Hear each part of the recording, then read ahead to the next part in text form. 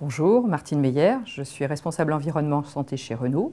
Cela consiste à homogénéiser notre approche par rapport aux citoyens, aux occupants des voitures et aux employés vis-à-vis des problématiques de santé. Je travaille principalement sur les impacts de l'automobile en lien avec l'air, que ce soit dans l'habitacle ou dans les villes. La direction du plan environnement à laquelle j'appartiens dispose aujourd'hui d'une étude que nous avons menée avec Aria Technologies, qui a pignon sur rue pour les modélisations de l'air, à la fois en France et ailleurs de par le monde, ainsi qu'avec la municipalité de Rome, qui a validé nos hypothèses de travail pour évaluer combien l'introduction massive de véhicules électriques, soutenue par des politiques publiques appropriées, peut améliorer l'air des villes dans des territoires et des zones particulièrement focalisées sur la dépollution de l'air.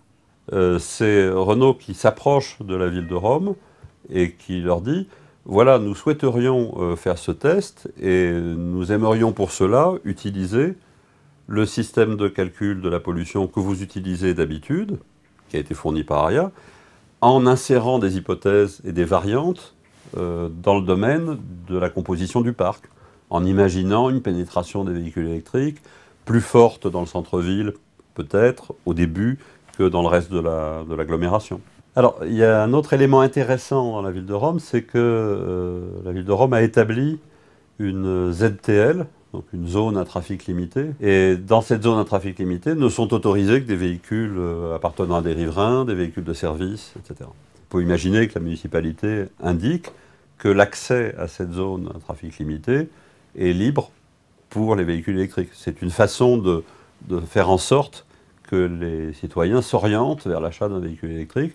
Eh bien, les résultats sont notoires. Ils sont visibles à une très grande échelle, au-dessus de toute la municipalité, mais sont encore plus probants à l'échelle de la rue, où la concentration en particules est réduite de 30%, celle du NO2 est réduite encore plus de 45%. Et on observe également qu'on est en dessous des normes européennes, qui par ailleurs sont extrêmement difficiles à atteindre avec des véhicules conventionnels seulement dans les grandes villes. Le véhicule électrique est un des leviers extrêmement intéressants pour contribuer à réduire cette qualité d'air, et des systèmes d'autopartage comme Twizy en sont la démonstration probante. Cette démonstration est aujourd'hui faite en France à une échelle très localisée, mais elle peut être extrêmement prometteuse également à l'international, en Chine par exemple, où déjà le véhicule électrique a une grosse place dans les politiques publiques.